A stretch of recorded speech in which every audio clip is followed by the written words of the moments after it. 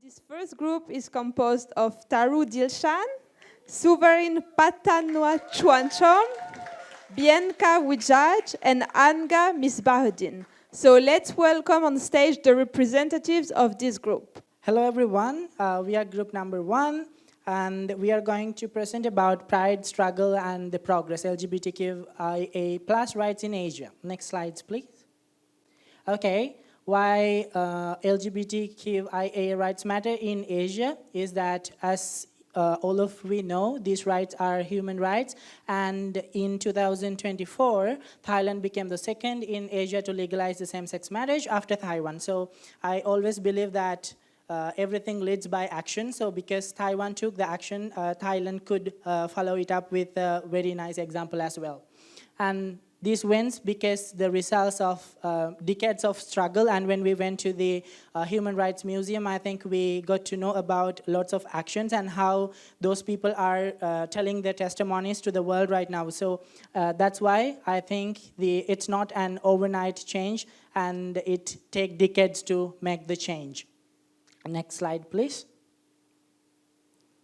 Okay, and you guys see me here. So I just want to say that the very first icebreaker that we did, I think the Taiwan had the word called freedom, and this is my first time in Taiwan, and after came here, I really felt that Taiwan is a really free country with freedom, and I felt that they are proud of their freedom as well as they're really very afraid of losing the freedom too. So that's why they're having lots of workshops going on to keep the freedom here in Taiwan.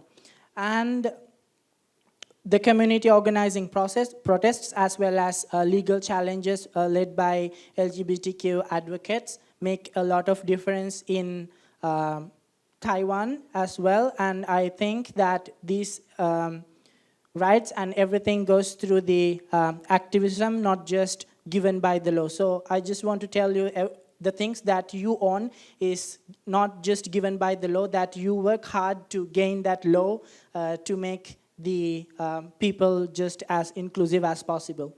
Next slide, please.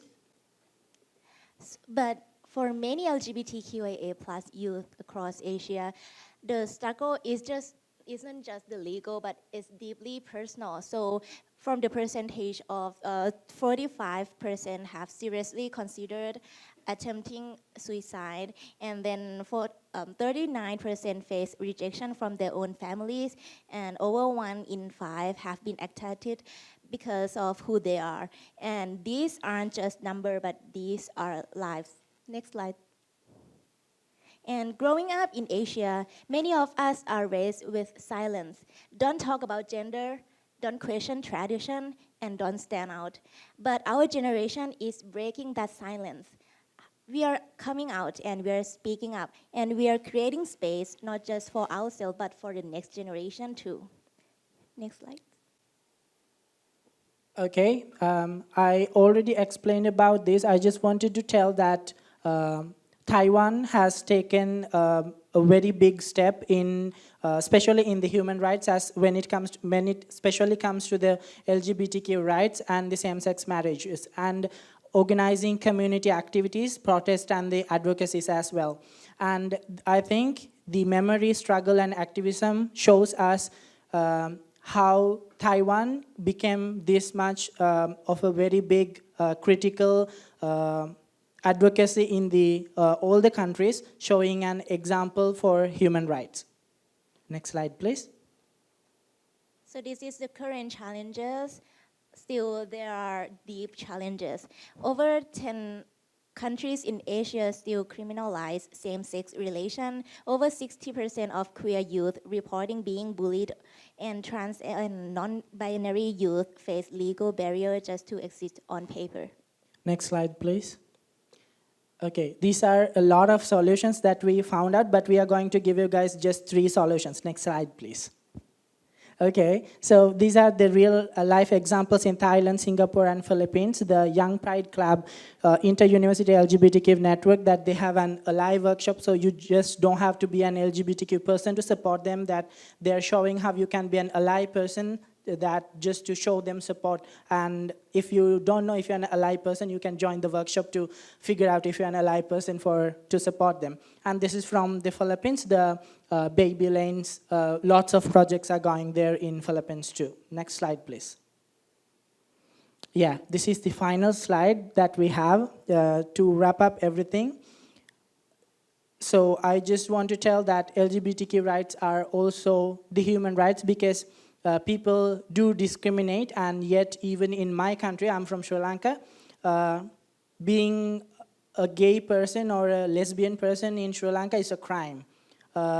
So if you hold hands with somebody, that you can get caught up and you can go to the police for like 10 years or more, and you can get fined too. And I have 2 friends who have died because of that kind of problem. So I myself is an ally for LGBTQ people, and that's all from me. And I love Taiwan so much because of the freedom that I felt here. Thank you so much. That's all from us. Thank you. Thank you to the first group for a great presentation on human rights with a focus on LGBTQI+ rights. So we're now going to be asking Sir Lin Wencheng to share some feedbacks with our speakers today. Thank you very much. I don't think I'm qualified to be a judge.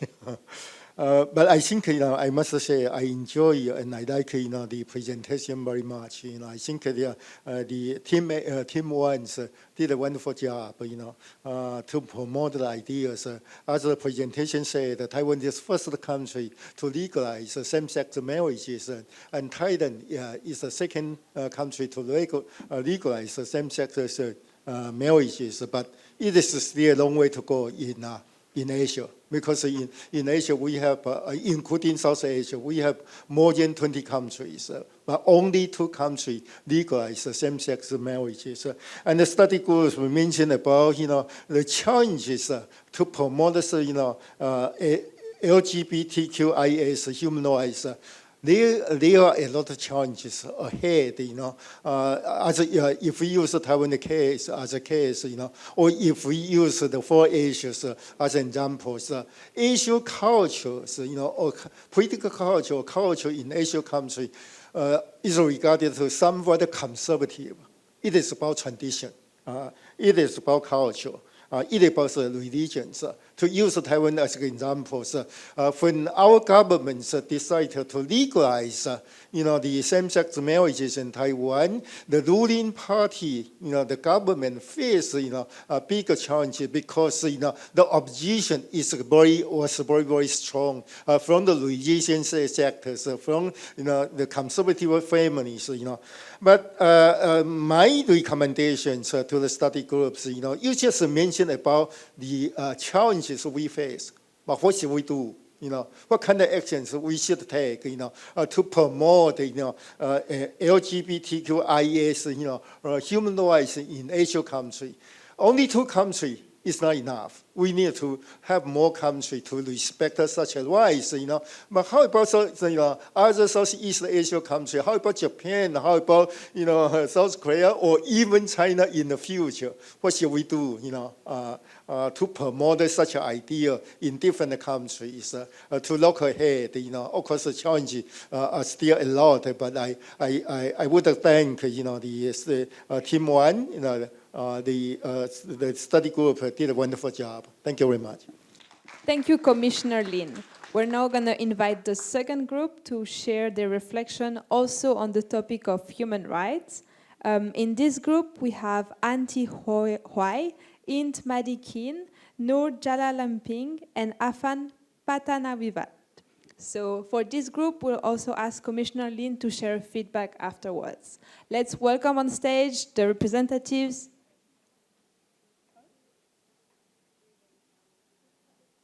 This is not. There's a most updated PowerPoint for this group.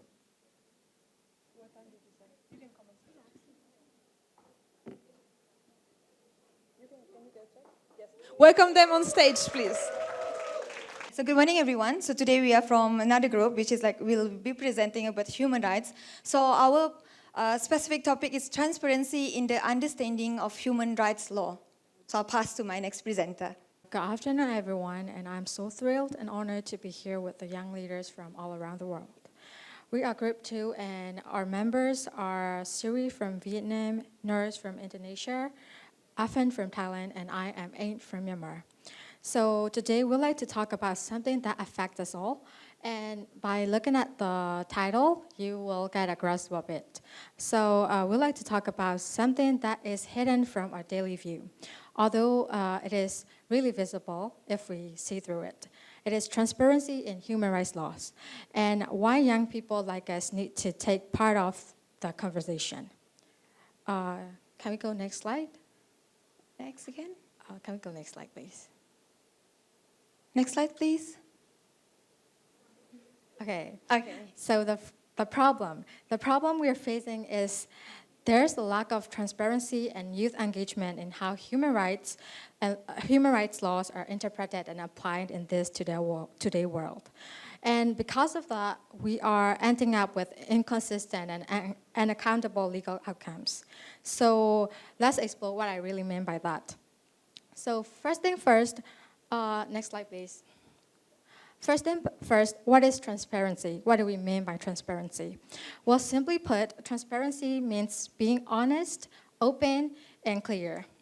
It is when governments share information, explain laws in ways every citizen can understand and allow us to see how decisions are being made.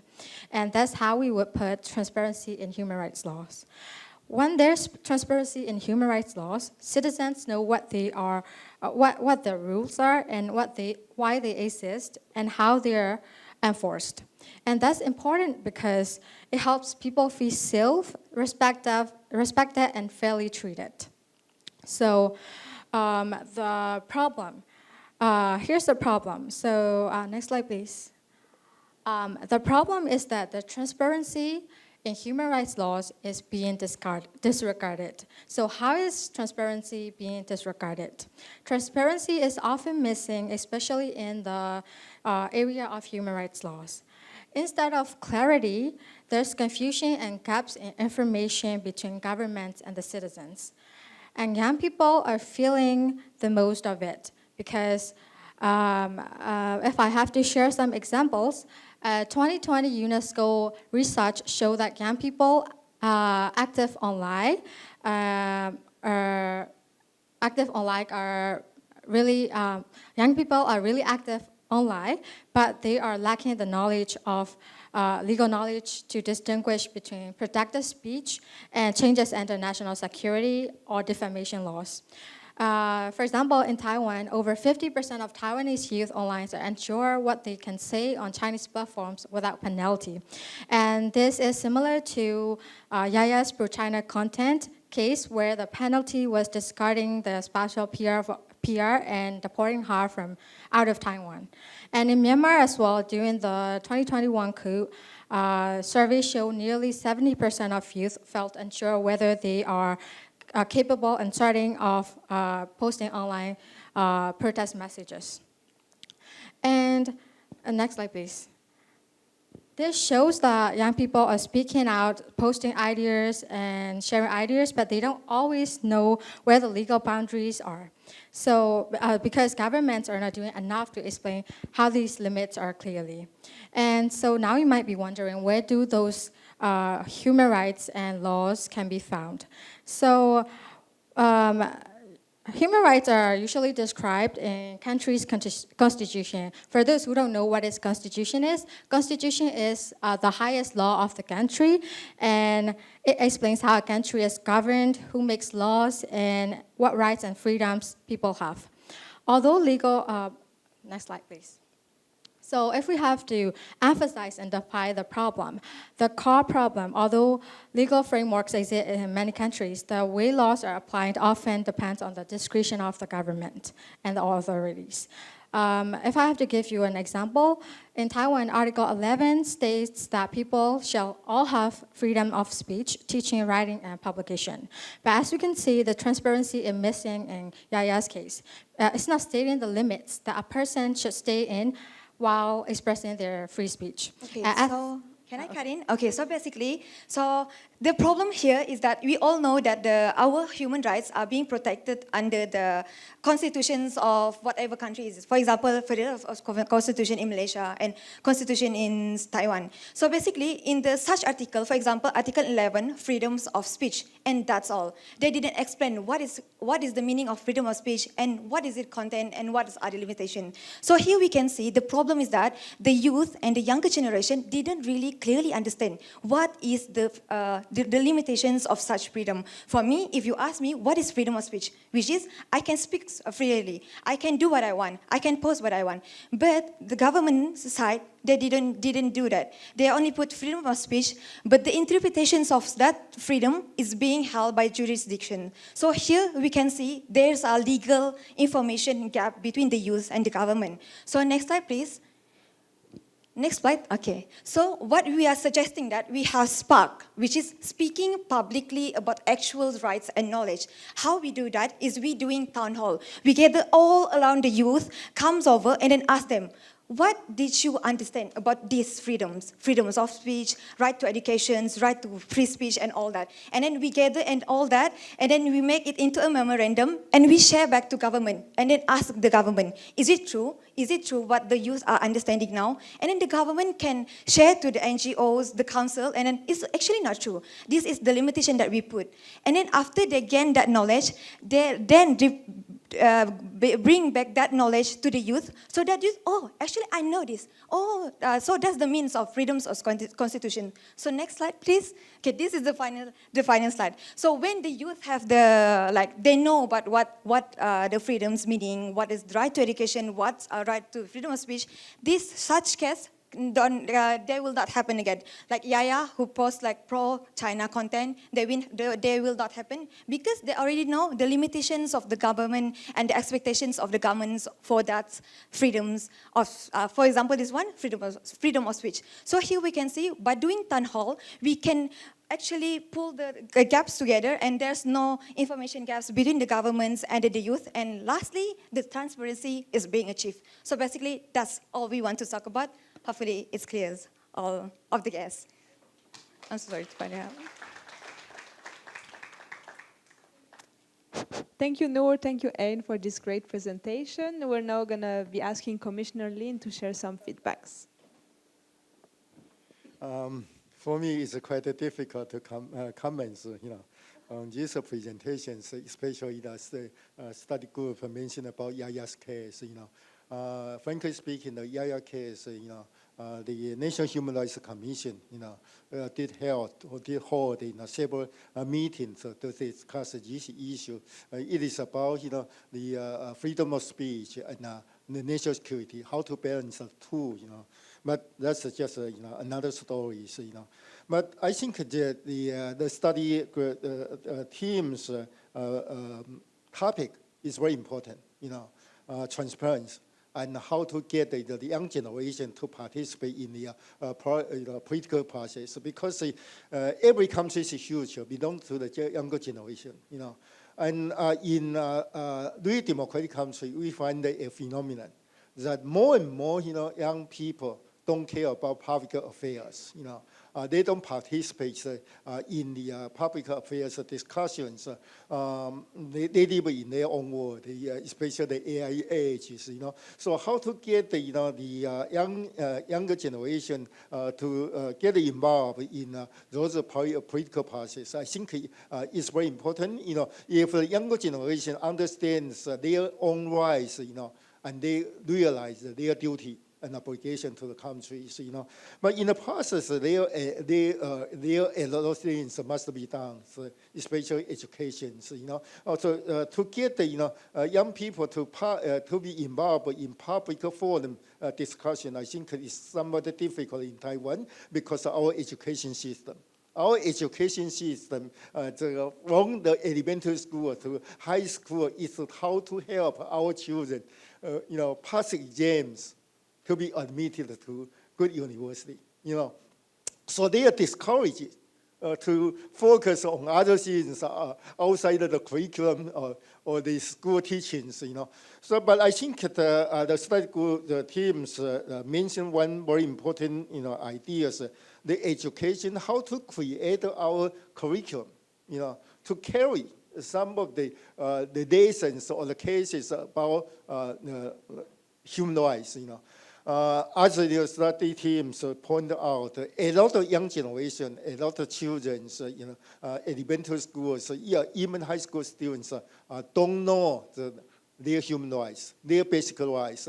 When their human rights were affected, and realize that they already crossed the lines, But sometimes it's not their problem. So because we did not tell them, what's the line, what's the legal lines they should not cross, and until they violate the law, then they realize, they cannot do that. Of course, to remind them or to teach them, their basic rights, I think is a very important issue for Taiwan and for every Asian country. So I think, maybe in the future we can work together, on this issue. But I would like to thank the study teams. They did a wonderful job. Thank you very much.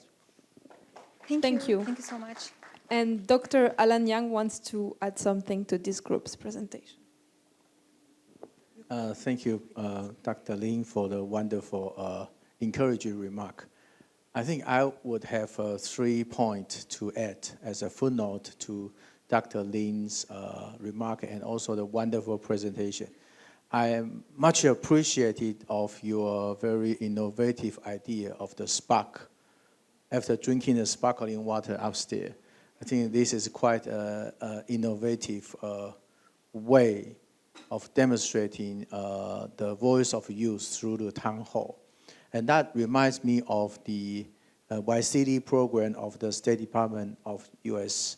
The YCD program, I think, starting from the Obama administration, they do invest the future of young leaders in Southeast Asia, and also to organize the town hall forum to publicize some critical issues and common challenges, and to develop the interpersonal network.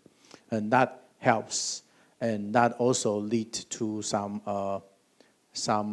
implementation to Taiwan-Asia Asia Foundation. Is one of our 5 action plan, the Young Leader Engagement Program.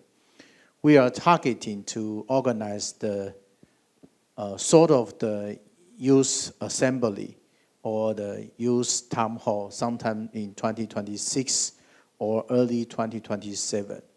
I would be open to any initiative or any project join this town hall or the youth assembly from our young leaders gathering here. This is number 1 point that I would like to raise. Number 2, well, you mentioned there is some gap from the recipient side. The youth may lack of the legal knowledge about the human right, even about the restriction or the law. And from the government perspective, from the government side, transparency or in terms of transparency is something they can maneuver.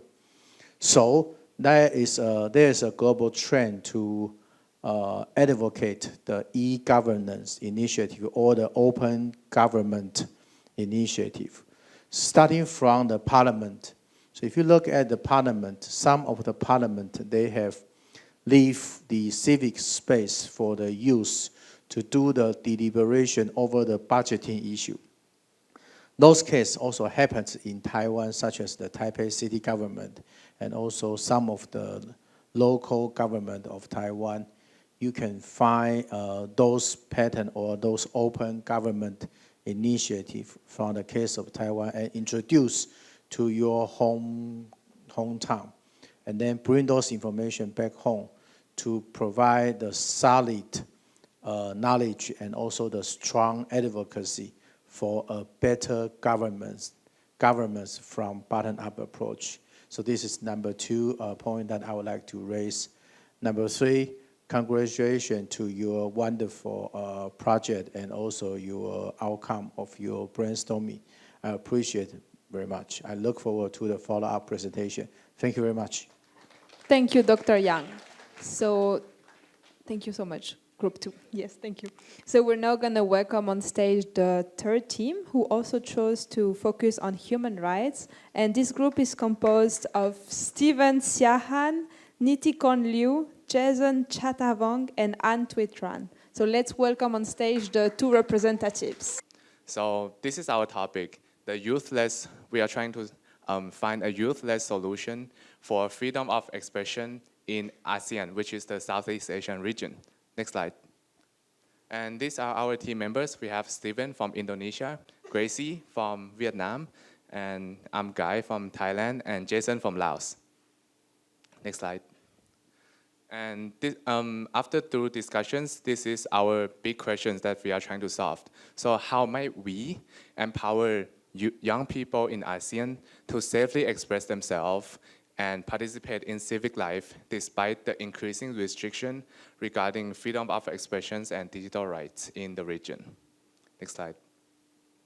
But before we dig deeper into this topic, I just want you guys to know the reality of the situation that we have right now. So first, we have a very unfortunately limited freedom of expression, as the online speech in some countries are heavily monitored and could be used to subject to laws. And protests are often not allowed or heavily dissent with violence from the government. Second, we have shrinking civic participation. So youth are mostly excluded from the policy debate and the decision-making process of the government, which then causes the digital fear and exclusion of the young people. And in the end, it causes the youth isolation. Next slide. Yeah, so after our discussion, we have found some common issues we have in the ASEAN. First, Vietnam and Laos have very heavy internet censorship. They cannot post things that go against government's ideology. And in Thailand, we have less majestic laws, which means that there is a law in the criminal code, 112, and also in the Constitution, Chapter 2, regarding the king, that says that we cannot defame or talk anything bad about the king and his royal family. Otherwise, there will be punishments. Also in Indonesia, the press and online media's freedom are under threat, and online disinformation and misinformation are very prosperous, right? And also and this leads to the youth participation in the government, where there is limited platform for the young people to meaningfully engage in the political conversations, which then makes the government to push for decision making. And this causes the impact on youth, where we as a young people have fear of speaking out, which then have very limited civic space, and there is basically no place for us to make changes or even have a say. Yeah, right. Next slide. Yes, thank you. And now, as we have taken all the common problems and that we see that the limited freedom, the limited rights of freedoms and the speaking rights of youth has been limited, we came with these two proposed solutions. The first one would be offline toolkit on digital rights and self-expressions. Why? Because we feel like schools, especially maybe from the early age or like elementary schools, they often ignore digital rights, and that many young people nowadays, they tend not to understand or know what's legal or what's safe to post or what to say. And so in this solution, we're trying to create a local language toolkit just for everyone to understand in their local language, just to make it more contextualized towards their own region.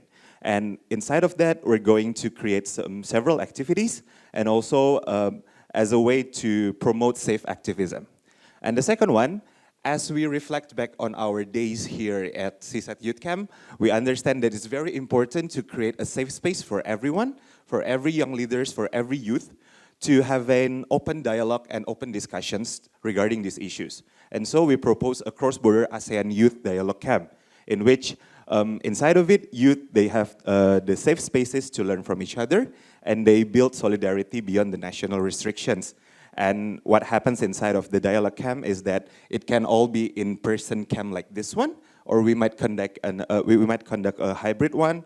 And inside of it, we will have workshops on civic engagements, activism, and also group projects to promote the campaigns and co-created a self-activism as well. Next slide, please.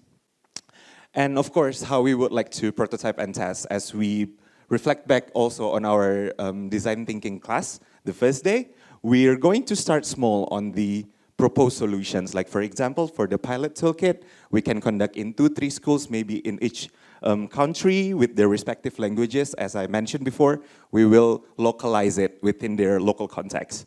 And also we would launch a one regional youth camp with maybe 20 to 30 participants. And also we would initiate a networking channel, obviously just to keep everyone informed, keep everyone in contact and getting to know each other, yes. And other than that, how we measure the success, it would be through youth feedback and learning outcomes, and also increased confidence in civic educations, in civic participations, especially among children in schools, young adults, as well as youth-led campaigns, and obviously follow up on the participants. Next slide, please.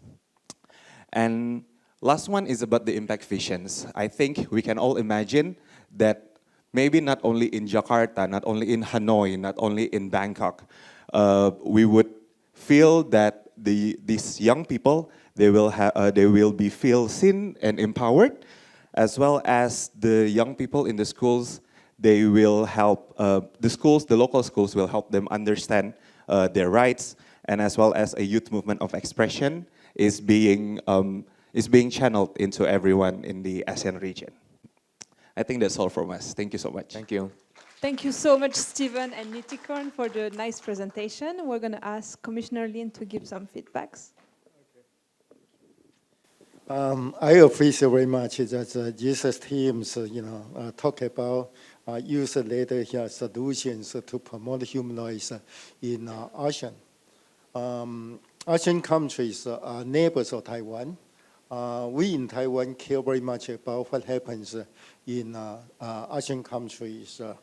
The study group has quite concrete actions of what they are going to do, including to establish connections among youth in ASEAN countries and how to promote human rights in those countries. I just want to say, thank you very much, but I cannot say I encourage you to continue to do your efforts, to make your efforts, because to promote human rights and democracy is a never-ending fight, and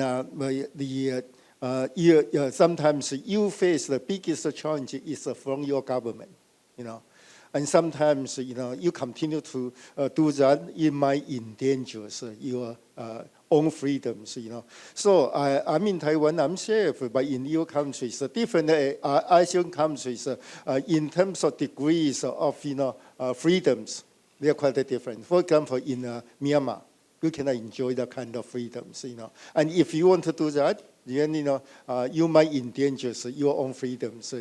You might be jailed, you might be arrested and jailed. But because the study teams, talk about that, I just say thank you, and I hope you can continue your efforts in your own country. But the precondition is make sure you are safe to do so in your countries. A long time ago, a friend of mine who is a democracy fighters, a victims of the June 4th, massacre, Mr. Wang Dan, and he said he wants to sneak into China. And he asked my opinion. I said I cannot decide for you because if you do that and you are arrested and sentenced in China, I would feel very sorry. And you lose your freedom and you are jailed. And I encourage you to go back to China, and then your safety was in danger. I would feel guilty forever. So I think the study team also mentioned about digital rights. I think that's very important because this is a new issue, a new challenge to every country. EU just enact a digital rights laws. I think 2 years ago, and Taiwan this year we come up with a draft. to regulate, digital rights. This is a new issue, and the young generation really do not know, for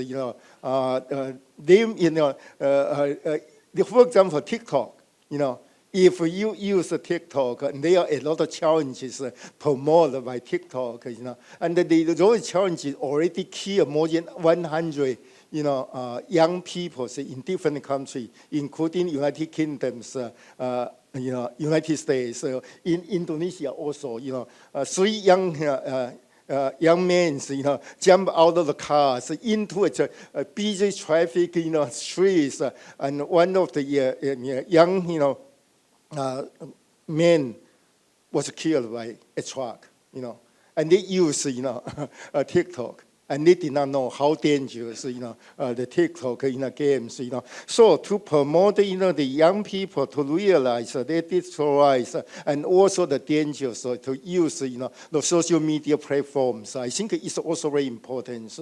But I think this is issues and new challenges faced by every country. But as I said, we invest so much in Southeast Asia countries, and we care so very much about the development of the ASEAN countries. And we hope that every ASEAN member state is a real democracy.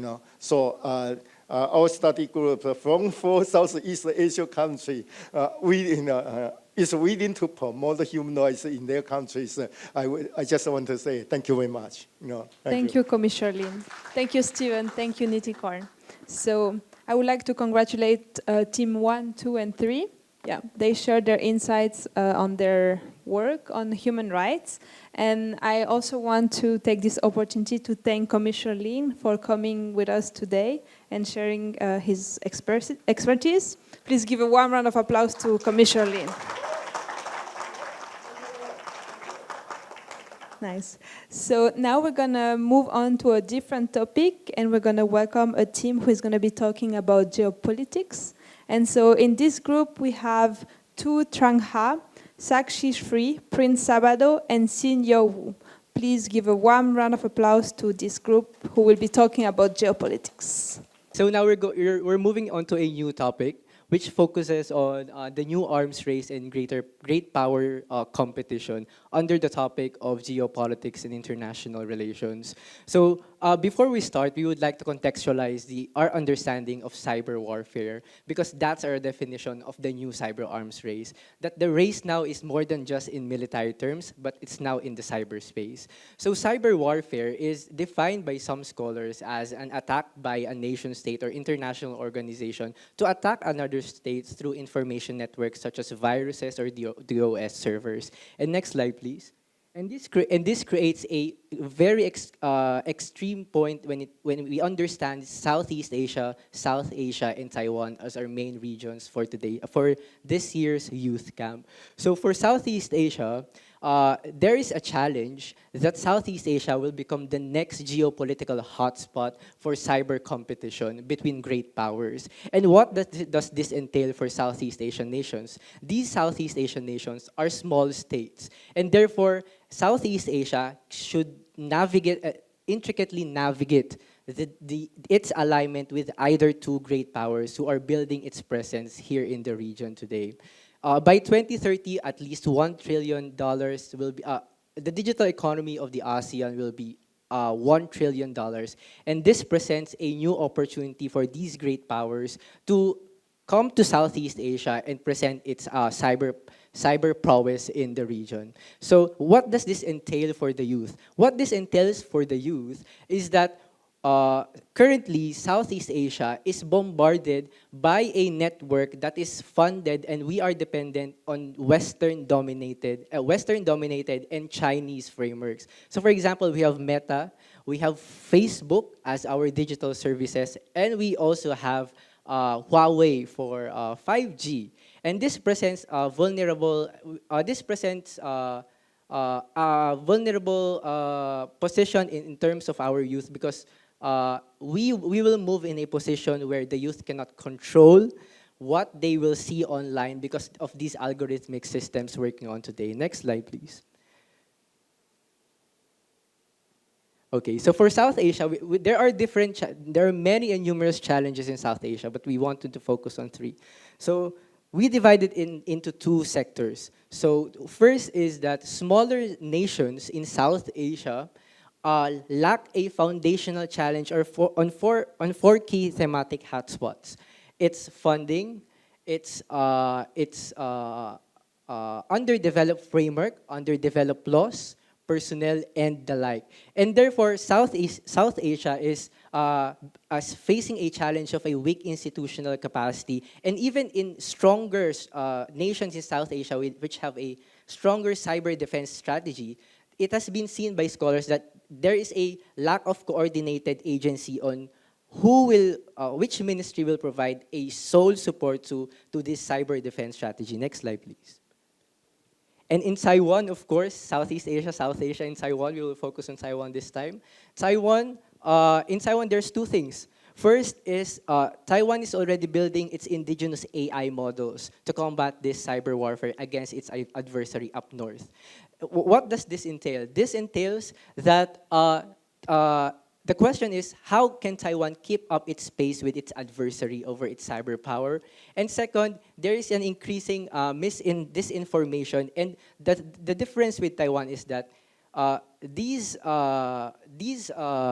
personalities who are pushing for pro-Beijing sentiments are intricately putting facts over misrepresentation of facts, which makes it hard for the youth to identify and detect which is the truth and which is not. So next slide, please. So the common challenge is a lack of youth cyber resilience. We are now past awareness, and we are now into youth cyber resilience. When we say lack of youth cyber resilience, we mean there's an awareness, but there is a lack of skills, opportunities, and provisions from states to combat these cyber warfare threats. And therefore, this is the main challenge that these regions has to face today. And the following slides will be presented by Sakshi, which is aligned with the design thinking of prototype and eventually test. Thank you very much. Thank you, Ernest. Yeah, so thank you.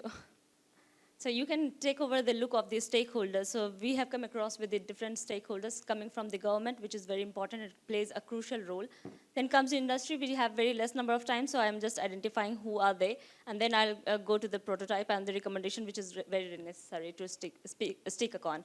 Then industry is the second stakeholder, comes to the academia, which also plays a role, just like the Pacific Forum and TIEF, who is playing as a think tank role, and who comes into the academia as well. So institutions like NTU can also play the role in academia.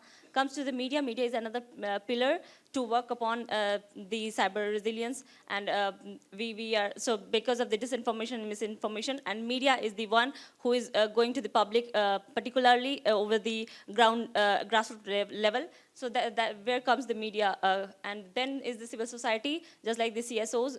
For example, CSOs in India, there is Yuva Bharat, who is also working on the civil surveillance and digital sovereignty. Then comes the youth like us, and we are the one who is going to take a lead upon the next generation, and we also should be aware about that. Next slide, please. Now, coming to the recommendations, so yes, there should be the trilateral digital sovereignty mechanism. So India, Taiwan, and ASEAN has the partnership, so we can also take a mechanism and can be framed in a go, like the Track 1.5 Diplomacy Forum, where we can describe the red line, where we can describe the boundary, what to share and what not to share.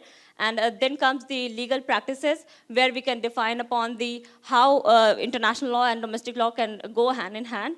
And this third one is the innovative supply chain, where we can have the, so for example, I'm taking the India's Karnataka cyber model. I'm not going to talk about the international and the, Information Technology Act of India and the National Cyber Security Policy, which is already there in India. So there is an improvised version of the cyber model from Karnataka, and there comes this Taiwan semiconductor expertise, from where we are going to take upon the ASEAN, and we can make all these three into the consideration and make it in a more advanced manner of the innovative supply chain.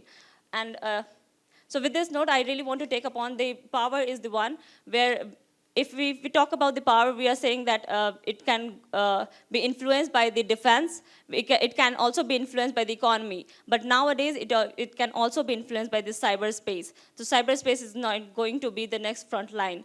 And we are saying that Southeast Asia, South Asia, and the Taiwan are the three regions where we are going to say that these are the different distinct cyber threats are coming ahead.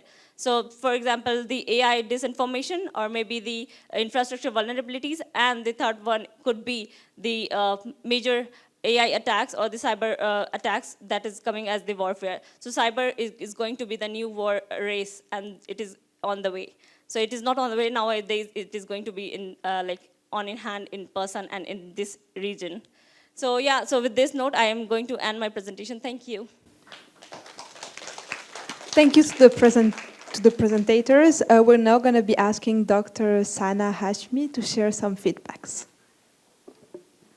Thank you, and I really want to commend the group for such a fascinating presentation. You guys are so young, but the information, the pool of information you're providing is something that you really have to be proud of yourself.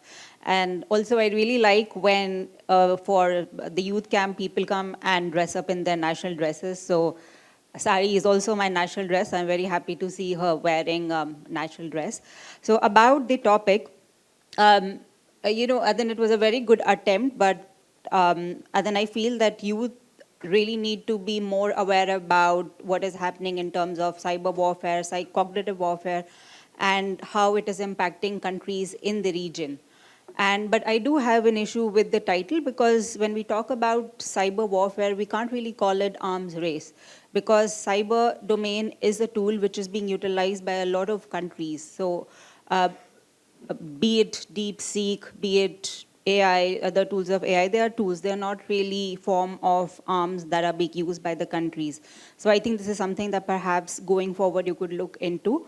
Then I feel that it's very important, and I've been saying it for a very long time, that the problems of the region should be dealt and addressed by the countries in the region. So we do have to have a mechanism that involves countries from South Asia, Southeast Asia, and Taiwan. As in, Taiwan has been talking to countries from East Asia, individually Southeast Asia, but we do not really have a joint mechanism. So I think that was a very good recommendation from your side. Also, you talked about lack of youth cyber resilience. That's such an important topic, because the problem right now is we have a lot of information. There's no dearth of information, but when we have a lot of information, there's no scrutiny, and the information that has been exposed to the youth is something that we do not really have any control. Now we have a lot of laptops, gadgets, we have internet, free access to internet, so how do we stop it? So I do feel there is a lot of vulnerability that our youth has been exposed to, which perhaps 10 years ago, 20 years ago, that was not the case. So I feel that it is definitely impacting the critical thinking of the youth, and specifically when it comes to sensitive issues such as Chinese cognitive warfare on Taiwan. About the recommendation, as in there has been a lot of talks, interaction between the governments. There are track 1.5 dialogue, there are track 2 dialogue, think tanks have been doing it. But I do feel what we really need to do is the civil society need to talk more, and the youth of the countries need to talk more. So I think this is one of the reasons why platforms like these are so important, that youth from countries such as Vietnam, South Asia, Southeast Asia, coming together in Taiwan, getting to know more about Taiwan. And I do feel that there is a lot of tools, there is a lot of information that countries could learn from Taiwan. Countries could learn from Taiwan's best practices. And when we talk about cyber warfare, Taiwan is the most impacted, effective countries that we could talk about when we talk about digital cognitive warfare that has been going on. So I feel that there is a lot of scope for, not just for the government, not just for the societies, but also individuals and young people to come and learn about Taiwan and what is Taiwan doing. So I think in this aspect, your presentation was very important, and I think going forward, you should definitely look into different aspects of what's happening in the domain and how countries, both at the government, perhaps industry level as well and the stakeholders you talked about, but more importantly at the youth level. How could this generation be perhaps working more towards making the digital space safer? So congratulations and all the best. Thank you, Dr. Sana Hashmi, for the feedback. Thank you, Sakshi. Thank you, Prince. We're now going to be moving on with another presentation on geopolitics, but this time it's geopolitics and AI. So for this presentation, we had 5 participants, Christine Lars, Samakara Mak, Min Trang Huang, Celine Yang, and Anna Long. So let's welcome on stage. Good afternoon, everyone. I am Christine Larsa, and I'm with Mintrang to present to you about empowering youth in geopolitics. So before we dive into this topic, I would like to begin with understanding the broader context of geopolitics. Next slide, please. So what is geopolitics? Geopolitics is the study of geography, the political power and international dynamics that shapes relationships among nations. So it helps us to make understand the global issues like conflicts, alliances, and the pursuit of national interests. And we now see diplomacy taking place not just in embassies or summit halls, but also in digital platforms. Like when you use TikTok, when you use Twitter or such thing, we see that this has an impact in actually influencing the views and beliefs from the other nations. So, and then this shift has opened the door for the new kind of actor, us, the youth. And young people are increasingly engaging in global conversation. Like the moment that you actually saw the application for SEASAT Youth Camp, that's actually the way of the information was able to reach your country, even though this application was in Taiwan. And now in this presentation, we'll look into how diplomacy by youth is shaping the geopolitical landscapes today. Specifically, we will be comparing the ASEAN and European Union to see how they approach diplomacy and the political power and the inclusion of us, the youth, in these processes. Next slide, please. So we know that the ASEAN is composed of these 10 member states, and I believe Timor-Leste has been also added to this ASEAN. And we see that the challenges that arise met by the ASEAN is that there is an intense geopolitical rivalry between the China and the US. And also, there is also a rise of misinformation and cyber attacks. And lastly, the economic vulnerability due to the dependence on external markets. And we know that, please, next slide, please. In Taiwan, though it's not a member of the ASEAN, but they've been also facing the same challenges as faced by the ASEAN countries. And we have been actively cooperating with Taiwan through the new southbound policy, and we participate in the regional supply chains and promotes sustainable development for mutual benefit. So the example of these programs by ASEAN and Taiwan was the following. So next slide, please.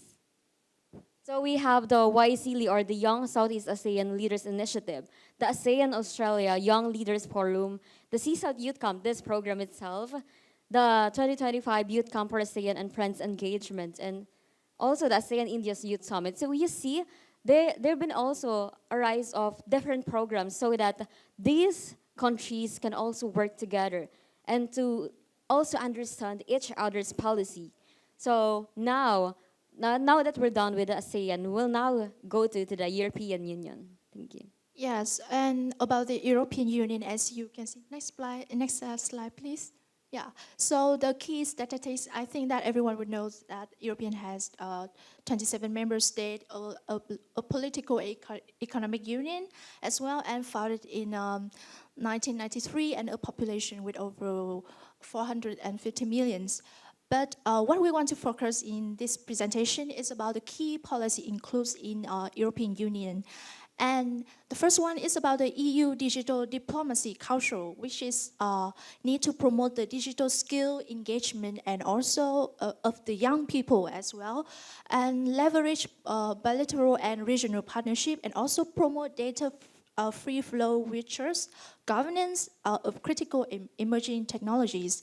And we also have EU youth strategy from the 2019 and 2019 and 2027, and which is also want to engage, connect, and empower. Next slide, please. Yeah, and as ASEAN, we can also see the opportunities and also the challenges from European Union.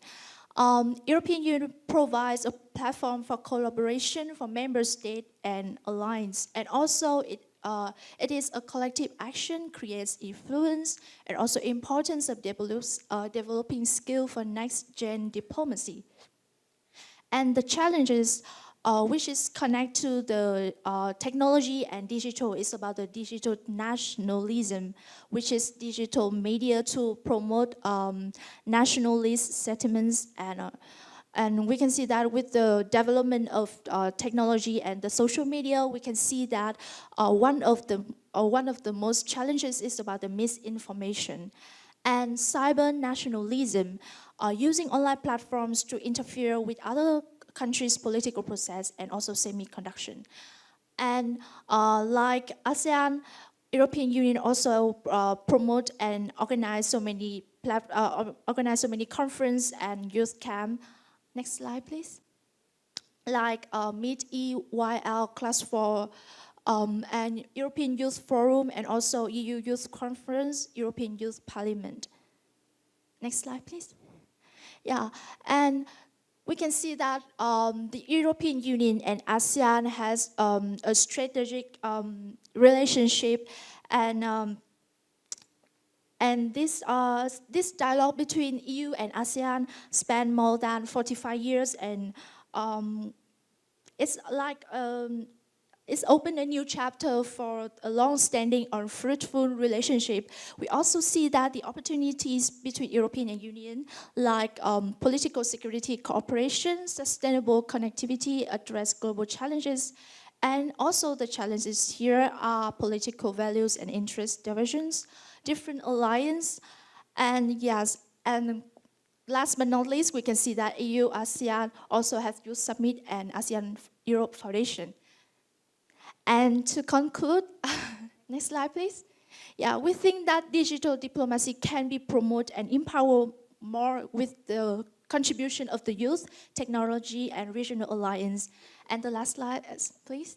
And we want to say thank you to SEASAT for this opportunity, and this is really this really makes us to contribute more to the diplomacy and also the geopolitics development. And we want to say that the quote from Nelson Mandela, that is, I appeal to the youth and those on the ground, start talking to each other across divisions of race and political organizations. Thank you so much. Thank you so much. Thank you, Min Trang. Thank you, Christine. We're now going to be asking Sana Hashmi to give some feedbacks to our speakers. Thank you. I really enjoyed your presentation because I feel it's very important that we talk about cooperation among regional organizations and the role of youth and how it could be led by regional organization. And I feel that when we talk about ASEAN and EU, there's a lot of cooperation going on.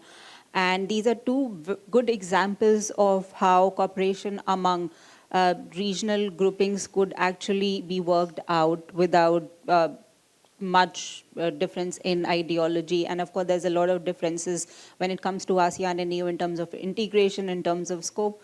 But there's a lot going on. And in fact, digital diplomacy is one of the areas that the two regional groupings are actually working towards. So I think that way it's very important. And also, you know, we all keep talking about Europe cooperation with Asia. So I do believe it starts from EU and ASEAN. I feel that digital diplomacy is something that for the entire duration of the youth camp we have been hearing about. And this is also when we, you know, AI is something that we have just been discussing in the past 4 or 5 years.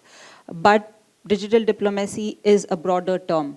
So it's just not about AI. Of course, AI has become buzzword, but when we talk about disinformation, misinformation, AI and the exposure of youth to such vulnerabilities and how youth could actually use such new tools to their advantage rather than becoming a victim of it. So I feel that digital diplomacy should encompass everything. So of course, it could start at civil society level, it could start at the individual level, also at the youth group level. But I think governments have to take the lead. And how to have a collective effort, how to have a collective mechanism to deal with it. I think perhaps we could learn from EU and ASEAN individually, but I think if they come together and have a collaborated stance on digital diplomacy that they are working towards already, I think this is definitely going to be a defining moment for how we could bridge transnational issues, how we could bridge trans-regional issues, specifically in digital domain. And I think this is why your presentation was important. And my congratulations, thank you. And for this topic, we had 4 delegates. The first one was Angela Masongsong. We had Sarah Young, Muhammad Mukmin, and Taichi Shimoda. Good afternoon, everyone. So, hello, my name is Sally. I'm a delegation from Indonesia, and I'm a proud representative of our group. And in these occasions, we will talk about, we bring the material development aid. So, before we jump into the whole presentation, we will start about the problem. Next slide, please. So we start with the problem. So the data has spoke, and only 20 until 30% of the aid they actually had the intended community either affected by the corruptions of the development aid, or either there's some misunderstanding between the policy maker. So it's affected that there is a lack of a sustainable visions, which are short-term aids, is often prioritized over long-term strategy. So in this case, we would like to driven by the perceptions issue, where leaders is actually wish to show that they are instincting change that progress to immediate effect. We want that the effect is not only focusing on the short-term effect, but we want to always also giving a perspective on the long terms as well. So next one.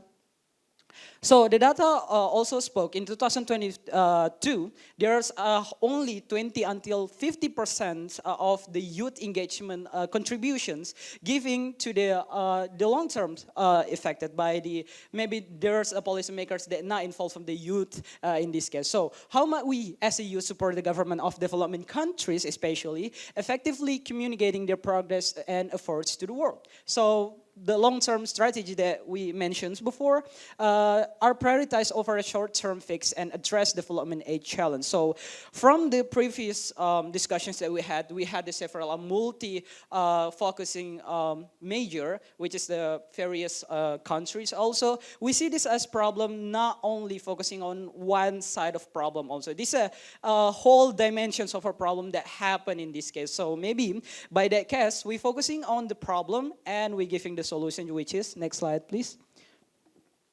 Yes, as mentioned by Ali a while ago, it's really important to have that youth engagement element in terms of development aid.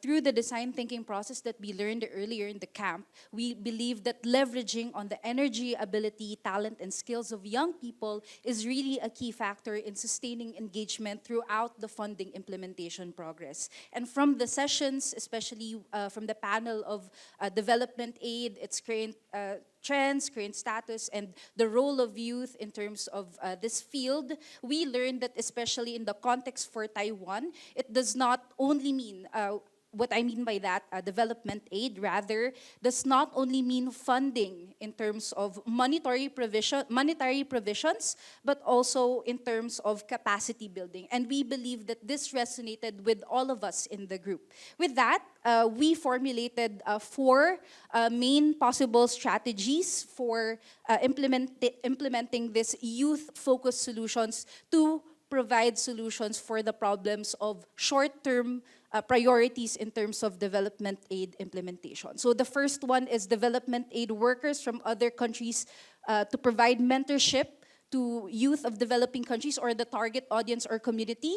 The second one is a possible gamification of the project where people can actually see real-time their phones and tablets the progress of these development aid projects. So think about your favorite game, like maybe Farmville or Stardew Valley.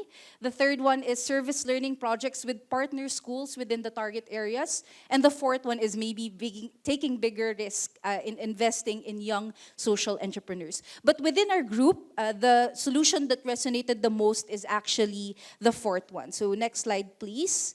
And this is the standout solution for us, which is to increase strategic mentorship for these development aid projects. So development aid agencies can actually create tailor-fit mentorship schemes for young people within their target demographics or communities. And we believe that young people or the youth are actually the perfect actors for this endeavor, because they may have catch or they may be aware of certain trends or any emerging issues that these traditional organizations that may have not catch in the first place. And maybe these mentorship programs, they can come in situ learning sessions or in situ immersion sessions, but also can have exchange learning programs like what we have here right now. And this can bring on a local approach by bringing on local knowledge to build both national and regional resilience. And of course, this mentorship, we do not envision it in a traditional way.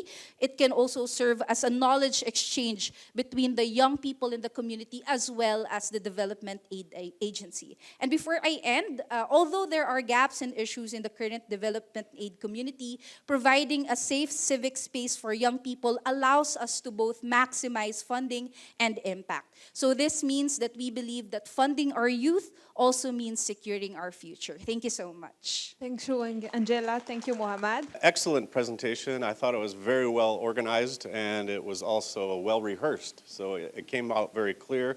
I like that you started with the problem about development aid and the lack of a sustainable vision.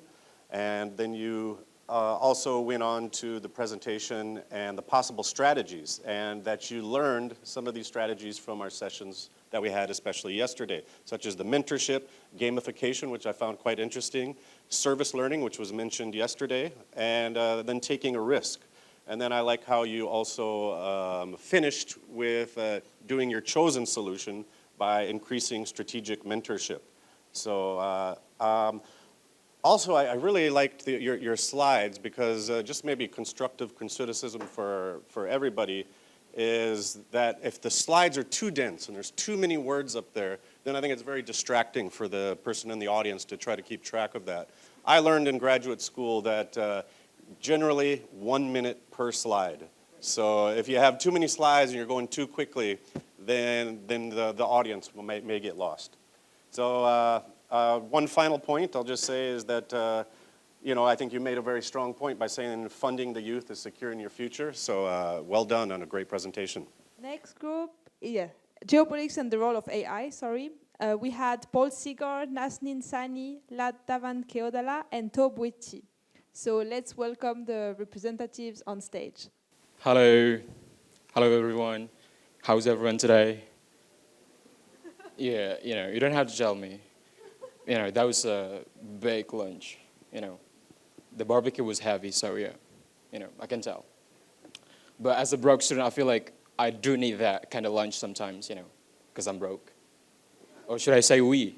Because, some of you might relate, maybe.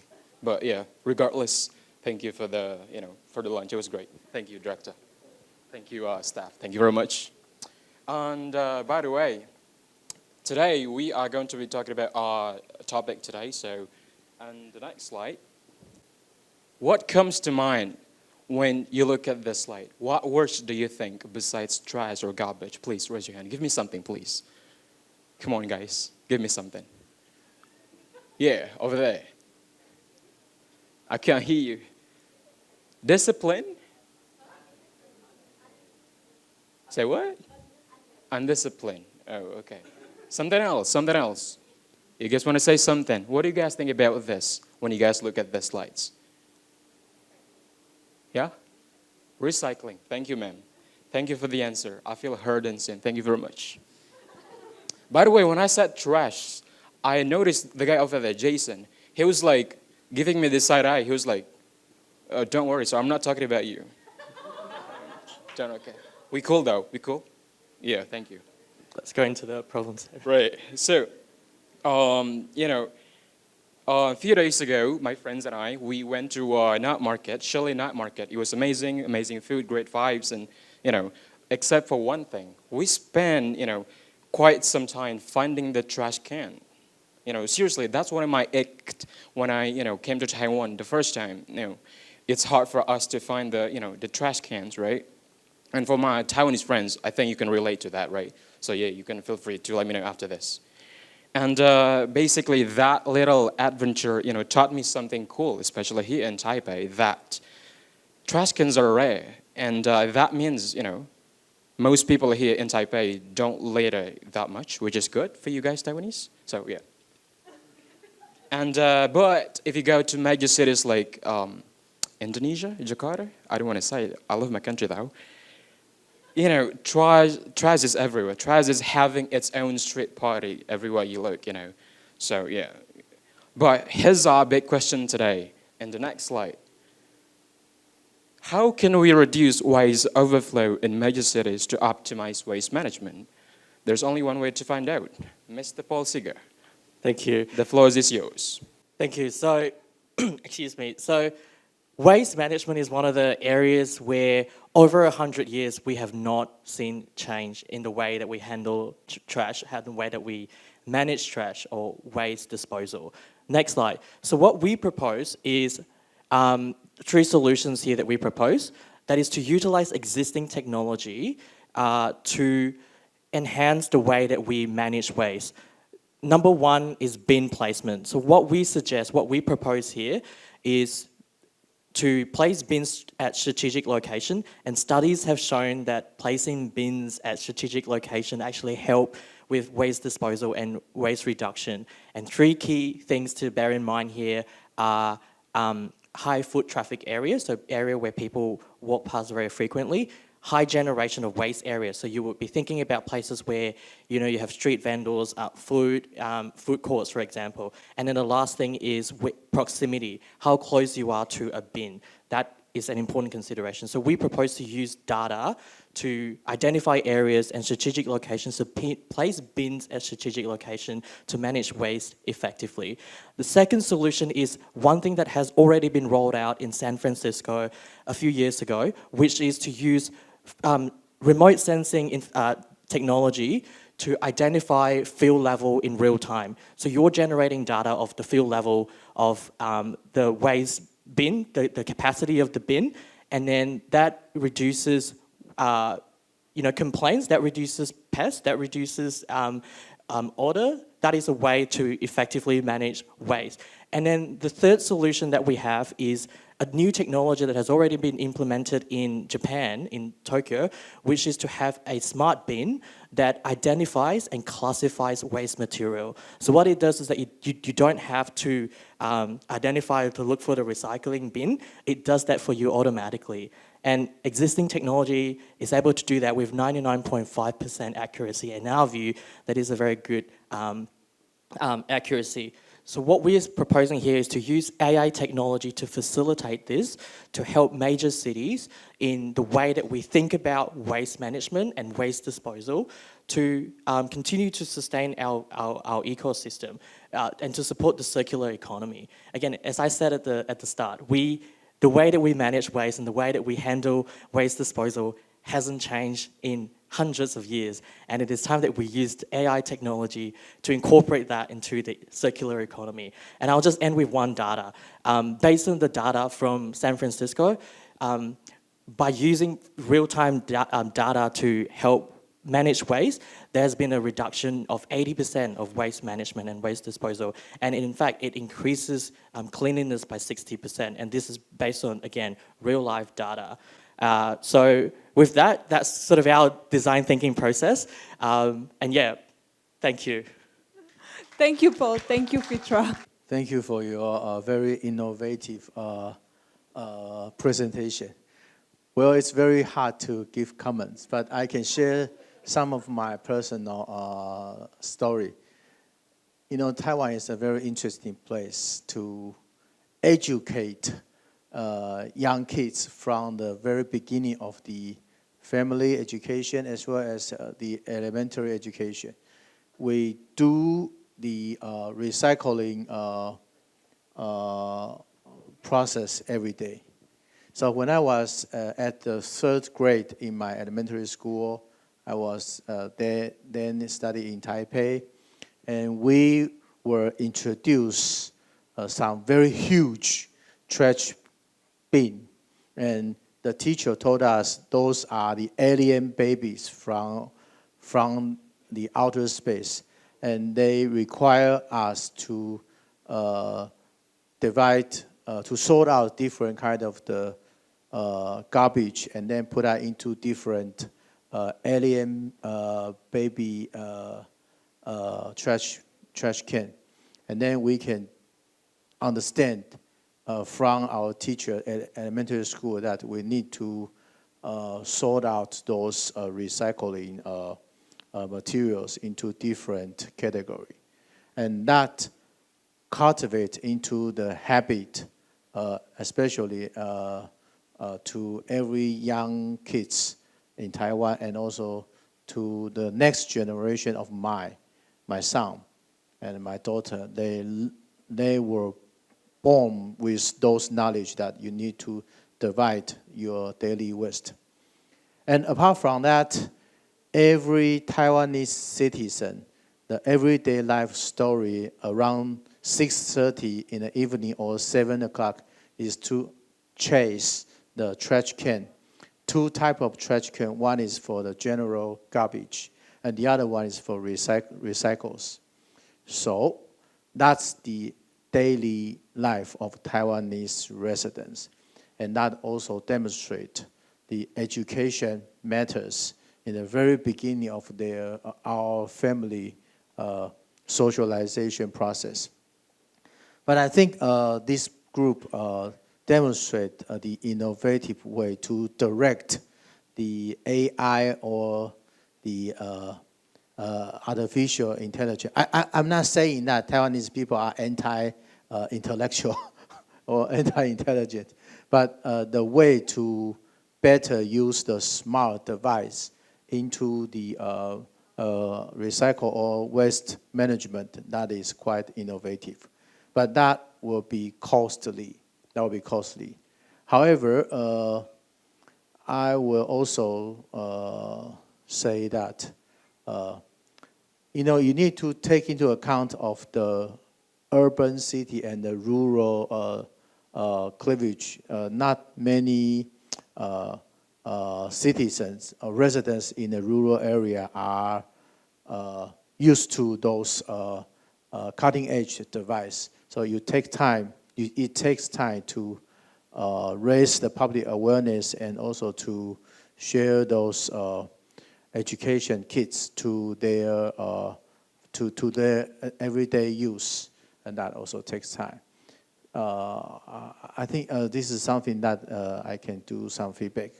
But apart from this AI and sustainable issue, I think Taiwan also did a good job to share those smart device and smart technology to our neighbors in terms of the smart agricultural system and also the smart disaster prevention and preparedness systems.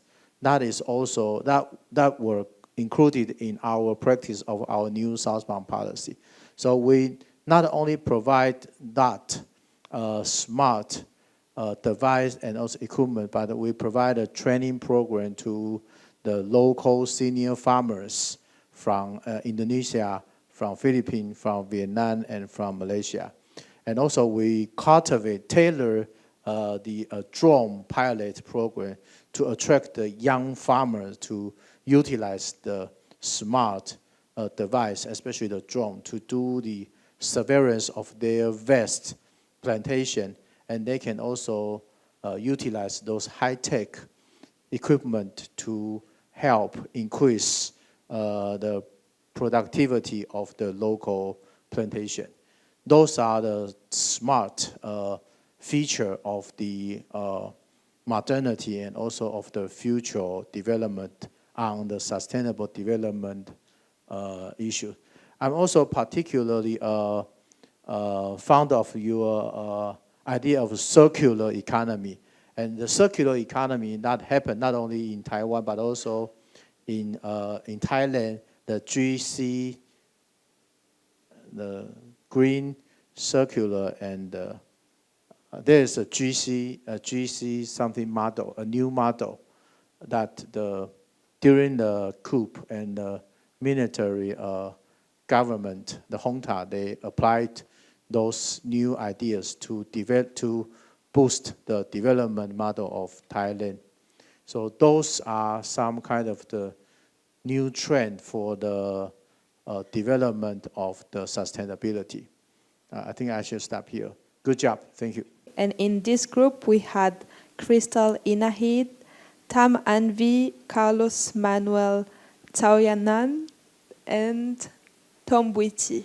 We are talking about the AI, but not the cool AI like the ChatGPT, but we are exploring how AI fuel this information in the digital era. So next slide, please. So during the first day of SEASAT, we are joined an incredible panel discussion on the global role of AI and how it's more than just a trend. It's being called the next industrial revolution. But there's where it got interesting.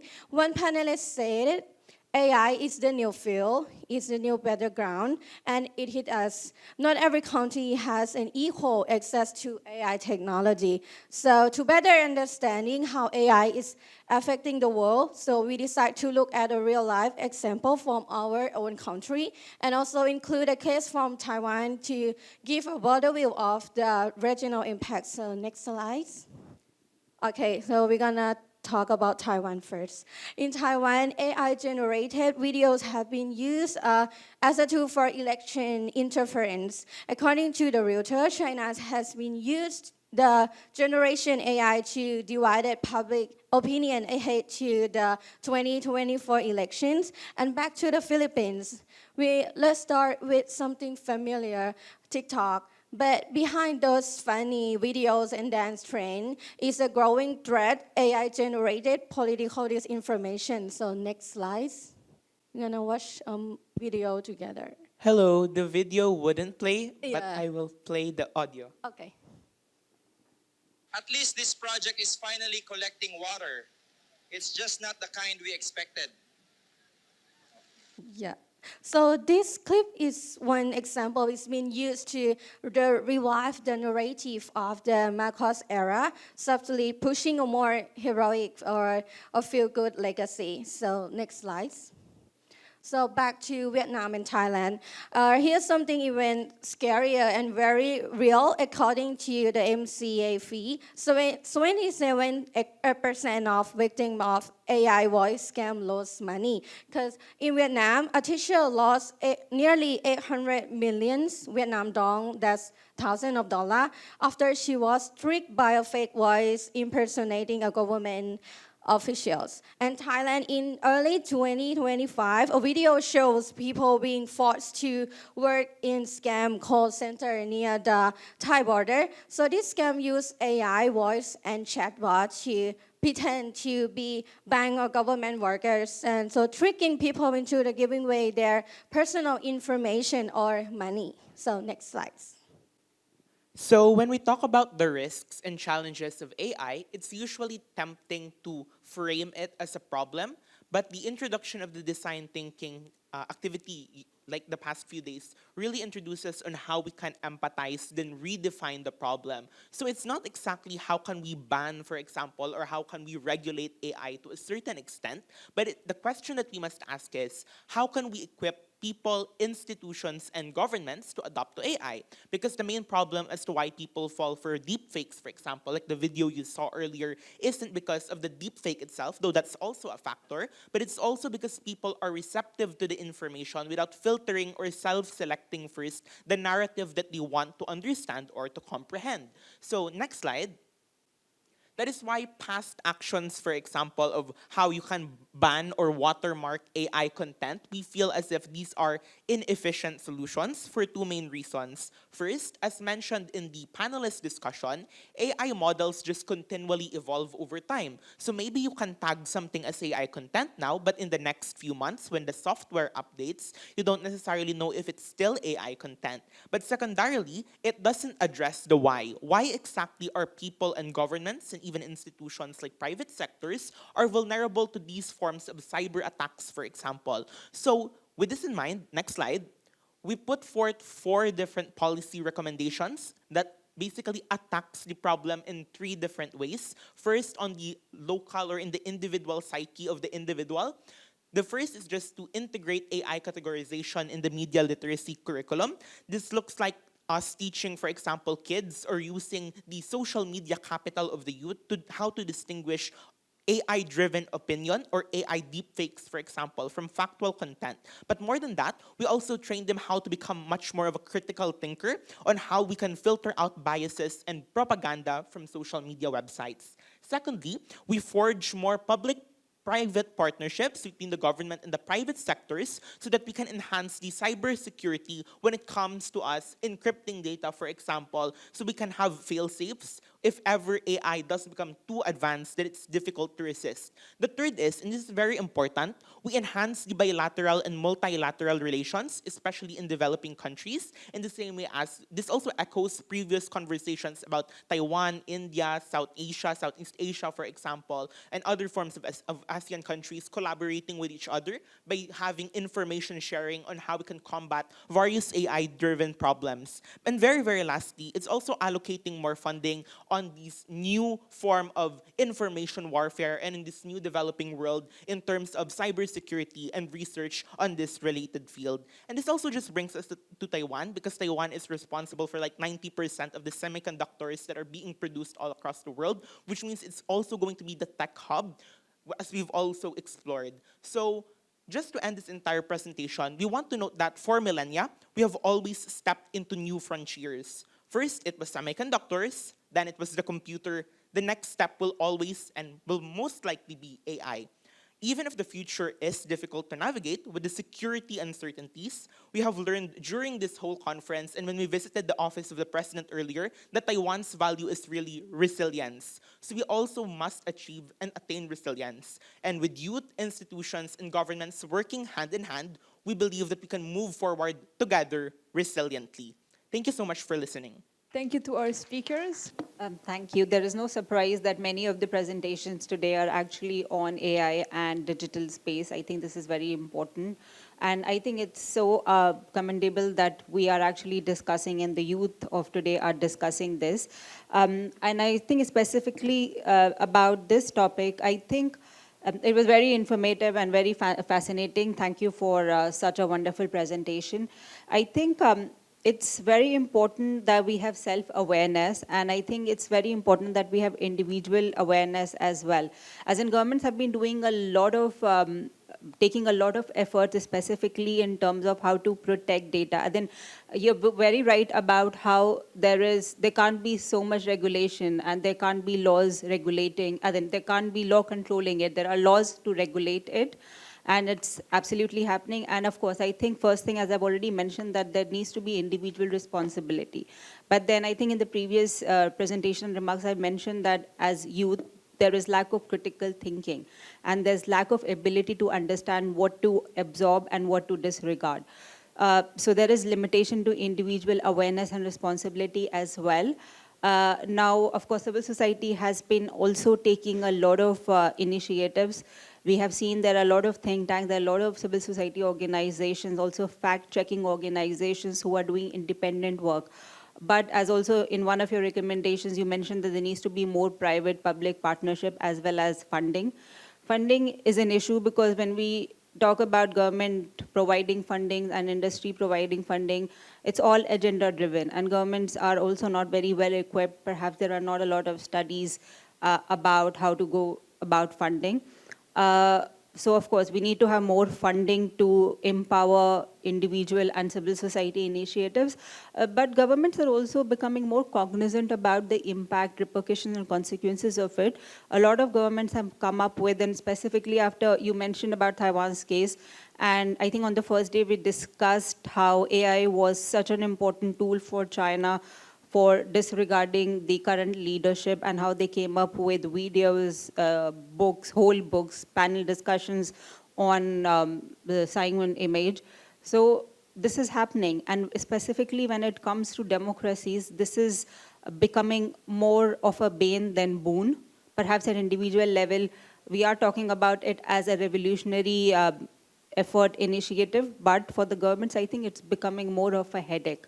And perhaps in authoritarian regimes, not as much, where there is a lot of censorship, but Taiwan, India, Southeast Asia, how to contain it, this is absolutely becoming a problem. In India also, specifically after Operation Sindhu, when there was a conflict between India and Pakistan, one of the initiatives that the Indian MOFA did, Ministry of Foreign Affairs did, was to come up with its own fact-check department, which was not there before.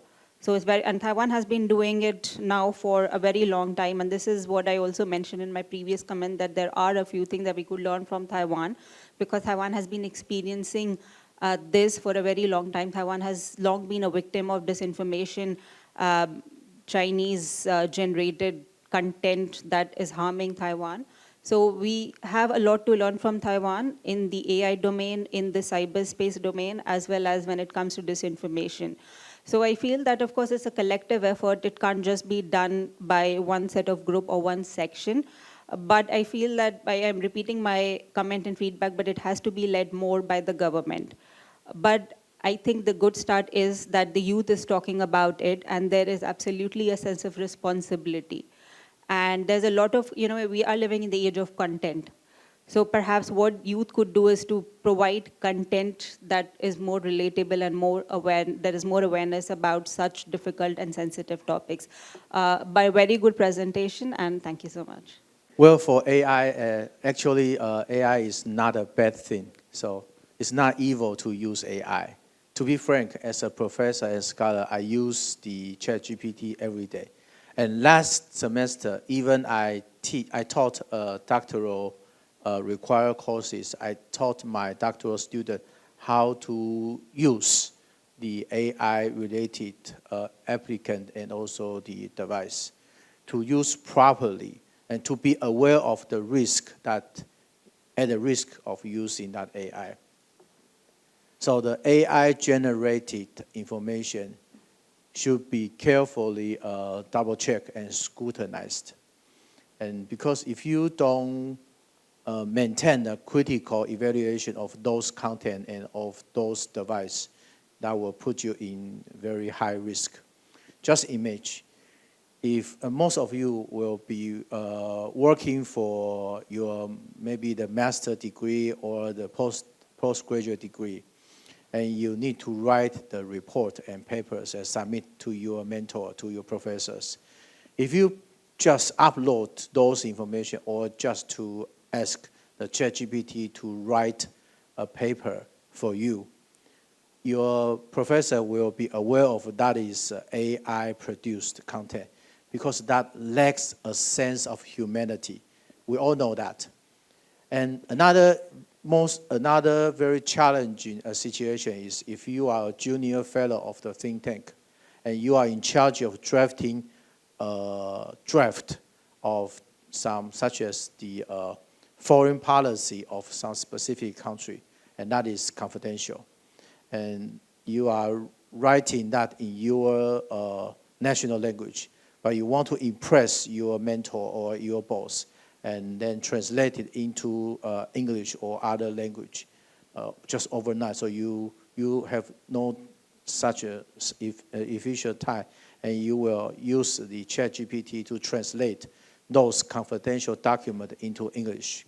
And then you upload those documents online into the AI-related database. And you definitely will get those translations in seconds. But you put yourself in high risk because those confidential document will be included in the huge database of the device company. Definitely, they have some backdoor device. So the AI-related cybersecurity is not only limited to your personal domain as your personal information, but to your reputation, your credibility, and all of your related career. So be aware of how to use AI in a proper way and be critical.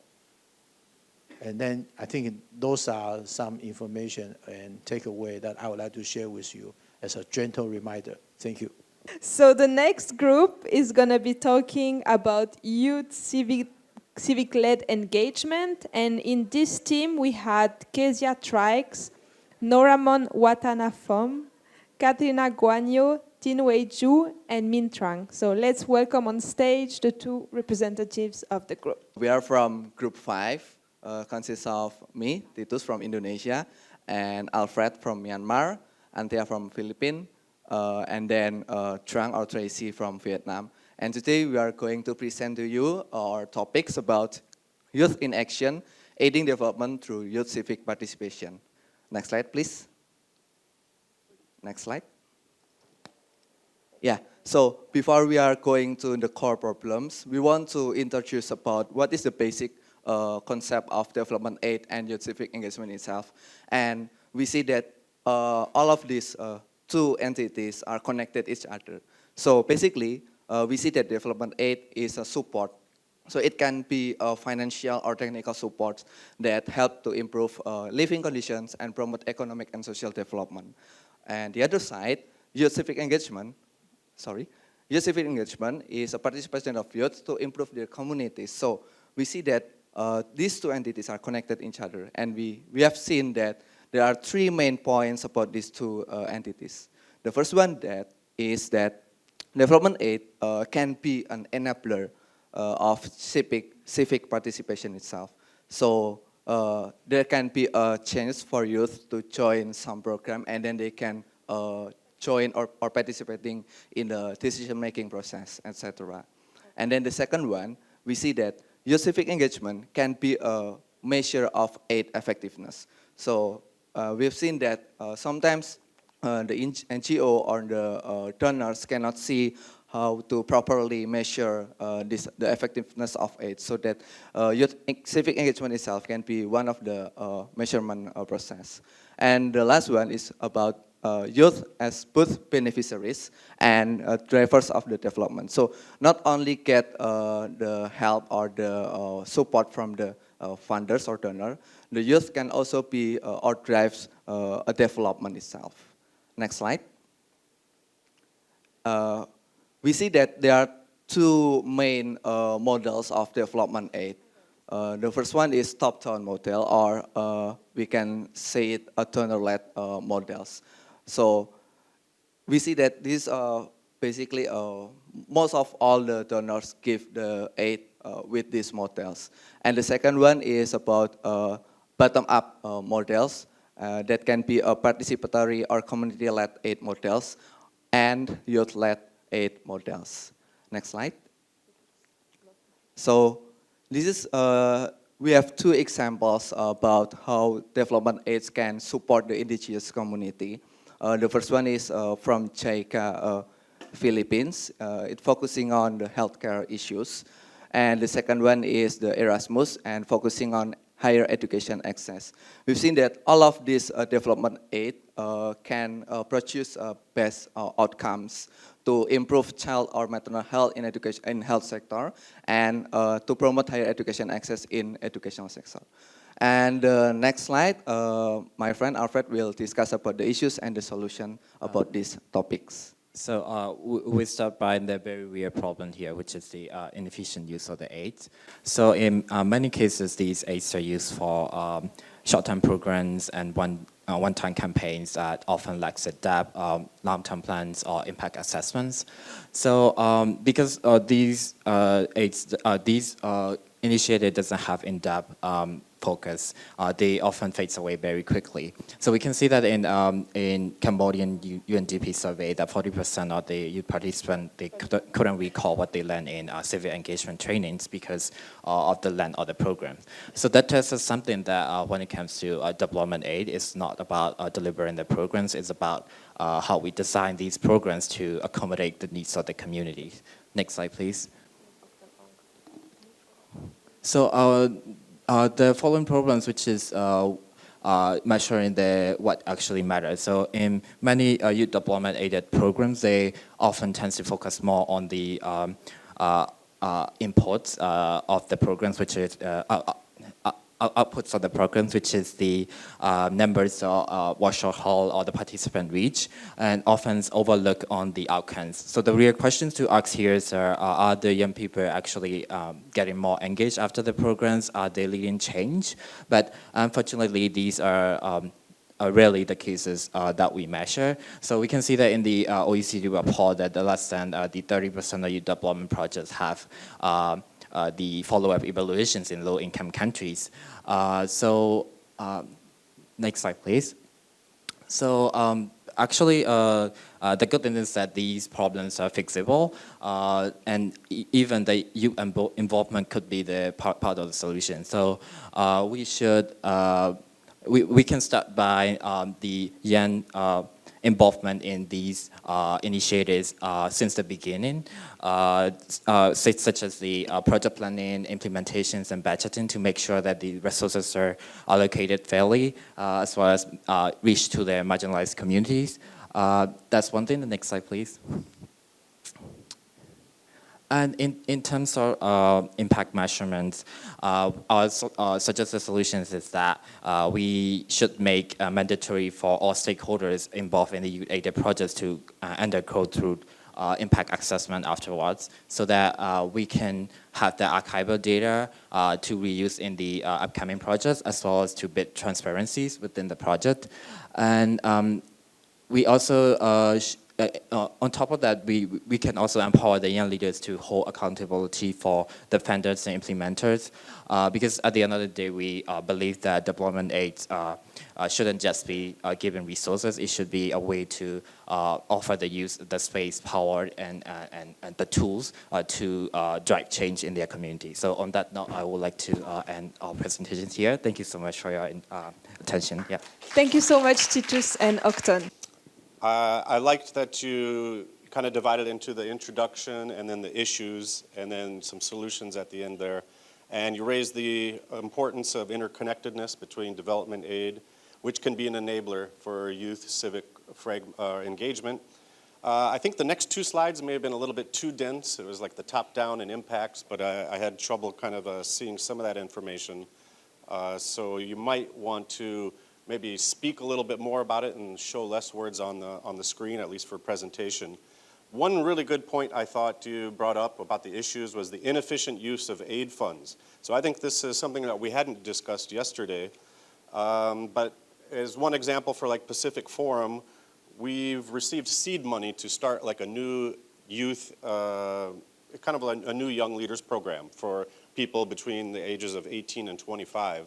But I think it's very important that you plan things out for like the whole year rather than just kind of go by the seat of your pants, because what we learn is that we also need to get more money than just one foundation. We need to get money from several different foundations for tax reasons and things.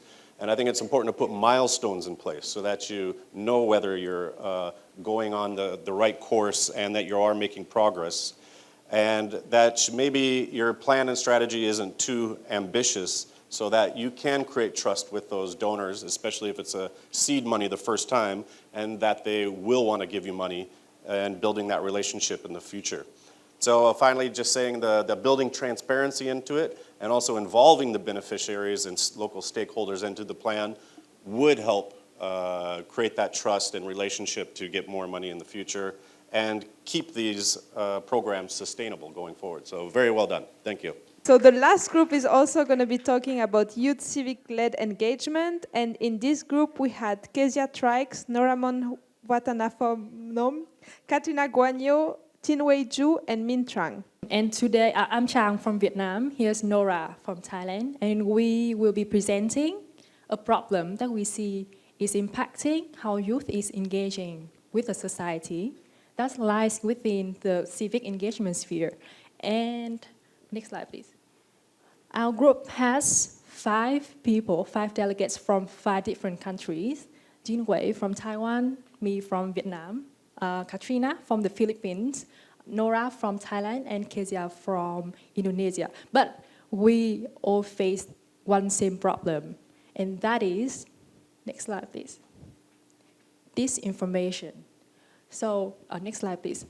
And different from misinformation, disinformation is not just about like the false facts themselves, but it's a system. So on one side, we have like people with motivation to spread misleading content.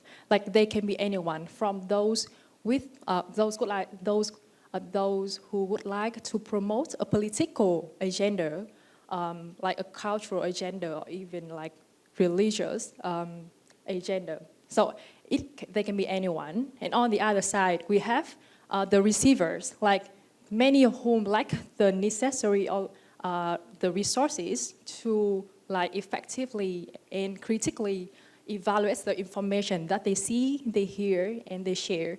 And like between them, like there's the channels. So like there are various channels to like spread fake news from sensationalist media, social media, to even like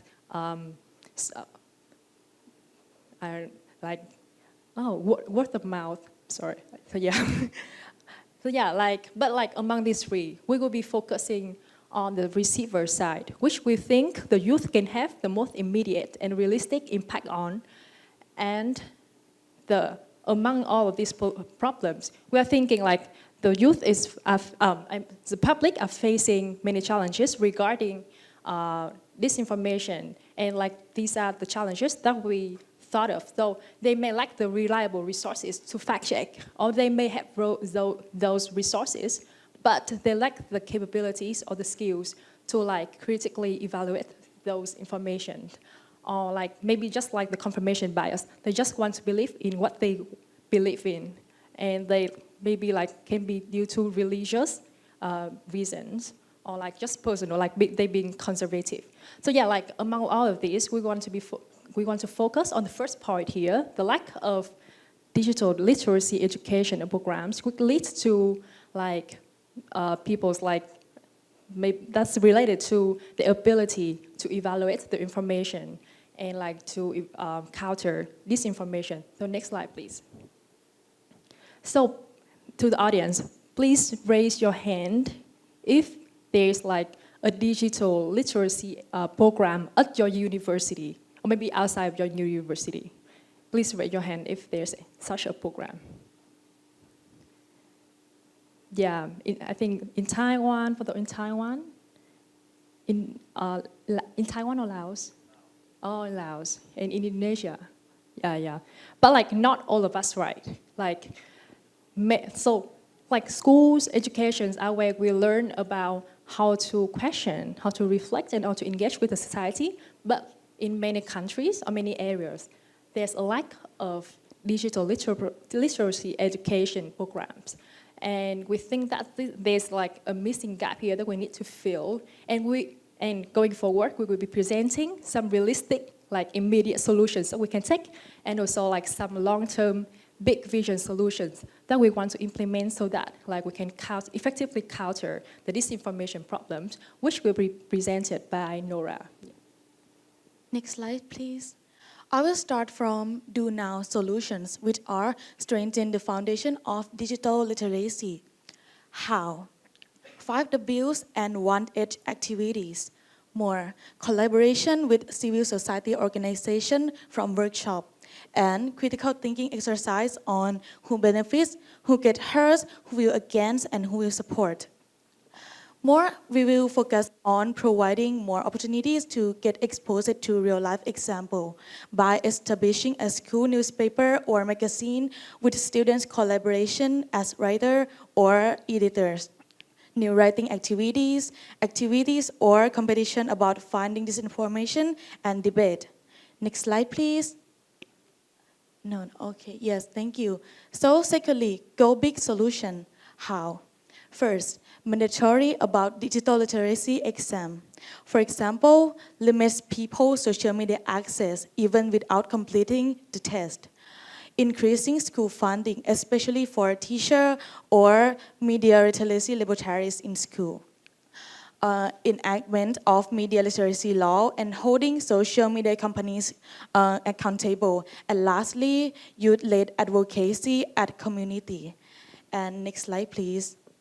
Because all of us are from different countries, so terima kasih, kameng, tosia, salamat, ขอบคุณค่ะ and thank you very much for everyone. Thank you. I liked that you introduced all your group at the beginning there, because it's not just the presenters that are up there presenting, but all the work that everyone in your group did. And then you talked about the disinformation, which is a very important topic here.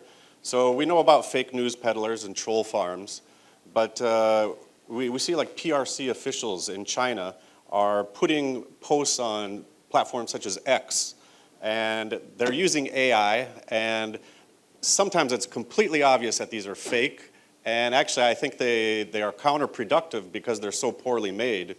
So these things are not as worrisome to me, but the fact that they're putting these on programs that are platforms that are illegal to use in China shows that they're using this to influence international audiences, because X and Facebook, of course, are banned.